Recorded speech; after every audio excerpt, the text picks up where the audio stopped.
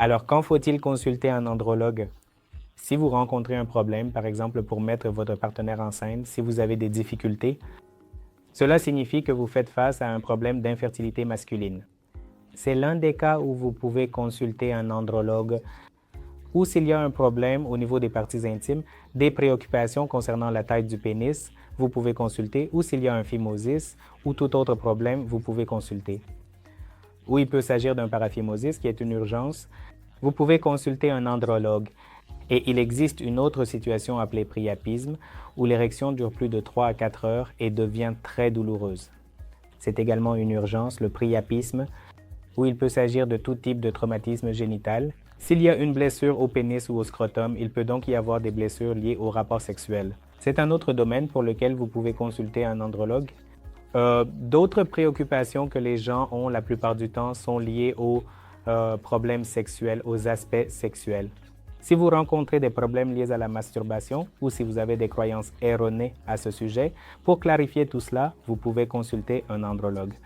Ou il peut s'agir d'une dysfonction érectile, c'est-à-dire que vous avez des difficultés à obtenir ou à maintenir une érection. Dans ce cas également, vous pouvez consulter un andrologue. Ou si vous souffrez d'éjaculation très précoce, d'éjaculation rapide, ce que l'on appelle l'éjaculation prématurée, vous pouvez consulter. Ou si vos désirs sexuels diminuent, ce que l'on appelle un trouble du désir sexuel hypoactif ou une faible libido, c'est également un motif de consultation. Certaines personnes peuvent aussi ressentir des douleurs lors de l'éjaculation, ce que l'on appelle l'odino-orgasmie. À chaque éjaculation, vous ressentez une douleur. C'est un autre motif pour lequel vous pouvez consulter un andrologue. Autre chose, si vous rencontrez des problèmes liés à une carence en testostérone, qui est l'hormone masculine. Si vous présentez des symptômes de carence comme de la fatigue ou que vous n'arrivez plus à effectuer vos activités habituelles, en effet, avec l'âge, le taux de testostérone diminue. C'est ce que l'on appelle l'andropause, qui était l'équivalent masculin de la ménopause chez la femme.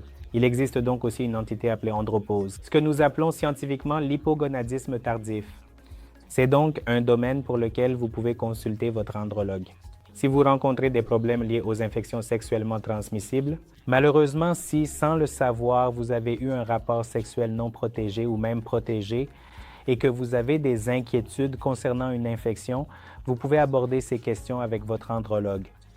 Donc, en résumé, les personnes qui souffrent de douleurs testiculaires, notamment de douleurs testiculaires chroniques, ce que nous appelons l'achalasie chronique, c'est un autre domaine où nous pouvons vous proposer des techniques microchirurgicales après un traitement médicamenteux. Si cela ne fonctionne toujours pas, nous pouvons réaliser une intervention microchirurgicale.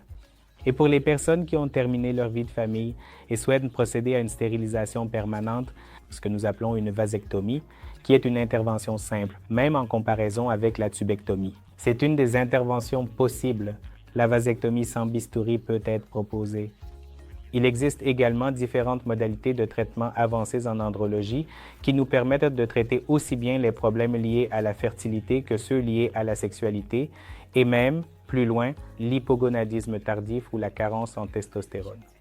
Pour résumer tout cela, si vous êtes confronté à un problème de fertilité, à un dysfonctionnement sexuel, à une carence en hormones testostérone ou encore à un cancer des testicules ou du pénis, votre andrologue pourra également procéder à une évaluation approfondie. Donc, chaque fois que vous rencontrez ces problèmes, vous pouvez consulter un andrologue, demander un avis et agir en conséquence. Merci.